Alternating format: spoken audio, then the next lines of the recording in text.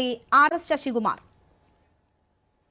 ഇവിടിപ്പോൾ governor ഭീഷണിപ്പെടുത്തി വിസിമാരെ പങ്കെടുപ്പിച്ചതാകാം എന്നൊക്കെയുള്ള നിഗമനങ്ങൾ മന്ത്രിമാർ പറയുന്നുണ്ട്.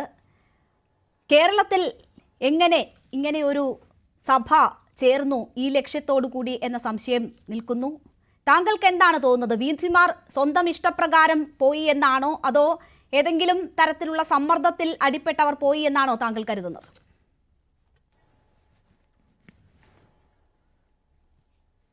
ഇന്നുള്ള ഈ വിവാദങ്ങൾക്ക് പൂർണ്ണമായും ഉത്തരവാദി നമ്മുടെ ഉന്നത വിദ്യാഭ്യാസ മന്ത്രി ആർ ബിന്ദുവാണ്. വാസ്തവത്തിൽ അത് കഴിഞ്ഞതിന് ശേഷം ഇപ്പോൾ ബിന്ദുവിന്റെ പ്രതികരണങ്ങൾ ഇന്ന് മറ്റൊരു പ്രതികരണം കണ്ടുവെങ്കിലും ഇതിൽ പങ്കെടുത്ത മന്ത്രിമാർ ഈ റിവേഴ്സ് വരുന്നുണ്ട്. ഓക്കെ, ഞാൻ PCL പറഞ്ഞത് ശരിയാക്കാം. ഈ സമ്മേളനത്തിൽ പങ്കെടുത്ത വൈസ് ചാൻസലർമാർ രാജിവെക്കണം, അവരെ പുറത്താക്കണം എന്നുള്ള അഭിപ്രായം പറഞ്ഞിരിക്കുന്ന മറ്റൊരു മന്ത്രിയാണ്, അത് ശിവൻകുട്ടിയാണ്. എന്താ മന്ത്രി ഒന്നും പറയാത്തത്? അവിടെയാണ് ഞാൻ പറയുന്നത്, ഇത്തരത്തിൽ ഇവിടെ ഒരു വിവാദം ഉണ്ടാക്കുന്നതിന് പൂർണ്ണ ഉത്തരവാദി മന്ത്രി ആർ ബിന്ദുവാണ്. കാരണം നമ്മുടെ മതേതര മൂല്യങ്ങൾക്ക് പ്രാമുഖ്യം കൊടുത്തുള്ളതായിരിക്കണം നമ്മുടെ വിദ്യാഭ്യാസം. അക്കാര്യത്തിൽ ആർക്കും സംശയം വേണ്ട. പക്ഷേ കേരളത്തിൽ ദേശീയ വിദ്യാഭ്യാസ നയത്തിന്റെ ഭാഗമായി 4 വർഷ ബിരുദ കോഴ്സ് നടത്തുവാൻ തീരുമാനിച്ചപ്പോൾ അതിന് ചുവന്ന പരാവധാനം വിളിച്ചത് കേരള സർക്കാരാണ്. നമ്മുടെ തൊട്ടടുത്തുള്ള തമിഴ്നാടോ നമ്മുടെ കർണാടക സർക്കാരോ ഈ കാര്യങ്ങളെക്കുറിച്ച് വിശദമായി പഠിക്കണമെന്ന് പറഞ്ഞാൽ അവരിതിൽ നടപ്പിലാക്കിയിട്ടില്ല. അപ്പോൾ അത് നടപ്പിലാക്കി കഴിഞ്ഞപ്പോൾ, ഇവിടെ നടപ്പിലാക്കിയതിൽ ഒരുപാട് അപാകതകളുണ്ടെന്നുള്ള കാര്യം വ്യാപകമായിട്ട് അറിഞ്ഞപ്പോൾ, ജ്ഞാനസഭ എന്ന് പറയുന്നത് RSSന്റെ നേതൃത്വത്തിലുള്ള ഒരു സഭയാണ്. അവരെ സഭ ചേരുന്നു. ആ സഭയിൽ വൈസ് ചാൻസലർമാർ ക്ഷണിക്കുന്നു. വാസ്തവത്തിൽ വൈസ് ചാൻസലർമാർ പോകുമ്പോൾ അത് തീർച്ചയായിട്ടും തെറ്റായ സന്ദേശം നൽകുമെന്നാണ് സേവ് യൂണിവേഴ്സിറ്റി ക്യാമ്പയിൻ കമ്മിറ്റി ഉൾപ്പെടെ പ്രസ്താവന ഇറക്കിയത്. പക്ഷെ അപ്പോൾ തന്നെ മന്ത്രി പറഞ്ഞെന്താ, വൈസ് ചാൻസലർമാർക്ക് ജ്ഞാനസഭയിൽ പങ്കെടുക്കാം, ഇതൊരു സമ്മേളനമാണ്, അവിടെ നമ്മുടെ അഭിപ്രായങ്ങൾ പറയാം. നടപ്പിലാക്കിയപ്പോൾ ദേശീയ വിദ്യാഭ്യാസ അങ്ങനെ തിരുത്താനോ, അങ്ങനെ വല്ലപ്പോഴും തിരുത്താനുള്ളതാണോ മന്ത്രി? മന്ത്രി എന്ന ഉന്നത വിദ്യാഭ്യാസ മന്ത്രിക്ക് സൗകര്യം പോലെ മാറ്റാനുള്ളതാണോ?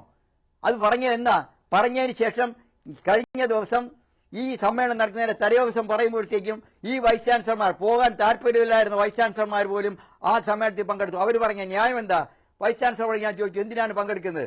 അപ്പോൾ പറഞ്ഞത് അസോസിയേഷൻ ഓഫ് ഇന്ത്യൻ യൂണിവേഴ്സിറ്റീസിന്റെ കീഴിലാണ് നമ്മുടെ സർവകലാശാലകൾ, ഞങ്ങൾ അതിലെ അംഗമാണ്. അപ്പോൾ അസോസിയേഷൻ ഓഫ് ഇന്ത്യൻ യൂണിവേഴ്സിറ്റീസിന്റെ ചാൻസലർ, അതിന്റെ ചെയർമാൻ പങ്കെടുക്കുന്ന സമ്മേളനമാണ്, അതുപോലെ ഗവർണർ പങ്കെടുക്കുന്ന സമ്മേളനമാണ്.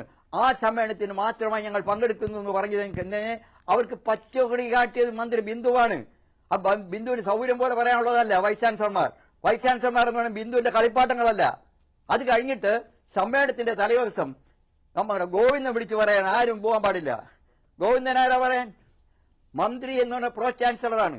പ്രോ ചാൻസലർ പറയുന്നത് ആണോ വൈസ് ചാൻസലർമാർ ശ്രദ്ധിക്കേണ്ടത്? ഗോവിന്ദൻ പറയുന്നതാണോ? അപ്പൊ ഇവരെ ആ സമ്മേളനത്തിൽ പങ്കെടുക്കാൻ മുഖ്യ കാരണക്കാരിയായി മാറിയ മന്ത്രി ബിന്ദുവാണ്. ഇപ്പോൾ മന്ത്രി ഒളിച്ചോടുകയാണ്.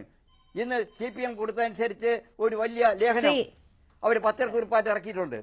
ശ്രീ RS ശശികുമാർ, ഇതിപ്പോൾ മന്ത്രി എന്ത് പറഞ്ഞാലും ഒരു ഡോക്ടർ ബിജുകുമാർ ഒഴിച്ചുള്ള മറ്റുള്ളവർ പങ്കെടുക്കുമായിരുന്നില്ലേ? ഒരു പക്ഷേ ബിജുകുമാർ മന്ത്രി സ്വരം കടുപ്പിച്ചിരുന്നുവെങ്കിൽ വിട്ടുനിൽക്കുമെന്ന് പ്രതീക്ഷിക്കാം. അതിനപ്പുറം ബാക്കി എല്ലാവരും വിട്ടുനിൽക്കുമെന്ന് താങ്കൾ കരുതുന്നുണ്ടോ?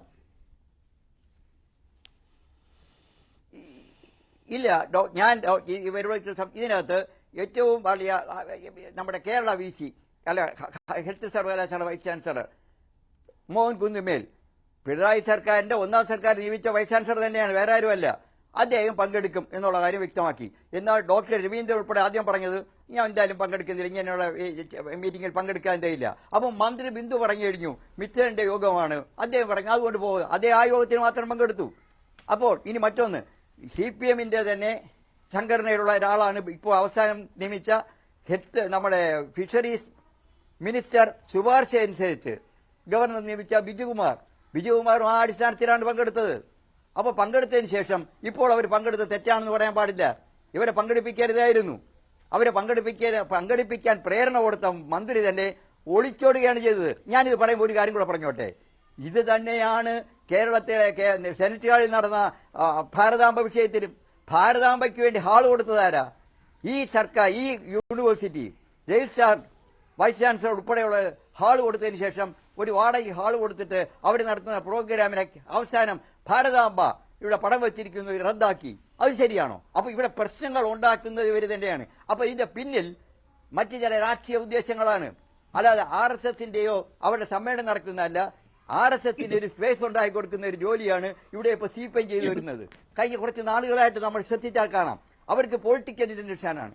വാസ്തവത്തിൽ അവര് സമ്മേളനം നടത്തുമ്പോൾ അവരുടെ ആൾക്കാർ വെച്ച് സമ്മേളനം നടത്തണം. ഓരോ പാർട്ടിയും നടത്താറുണ്ടല്ലോ.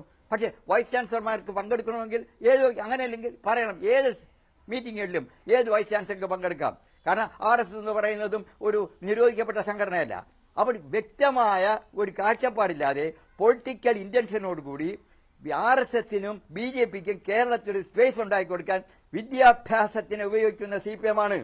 അതിന്റെ ഭാഗമായിട്ട് VCമാർക്ക് പങ്കെടുക്കാമെന്ന് ആദ്യം പറഞ്ഞെങ്കിൽ അത് ഞാൻ അവർ ഓർമ്മിക്കാൻ പറഞ്ഞില്ല. പാർട്ടിയുടെ തീരുമാനമനുസരിച്ച് ആദ്യം അഭിപ്രായം പറയുക, വൈസ് ചാൻസലർ പങ്കെടുക്കുക, അപ്പോൾ ഗവൺമെന്റിനെ കൊണ്ട് തിരിച്ചു പറയിക്കുക, അവിടെ വിവാദം ഉണ്ടാക്കുക.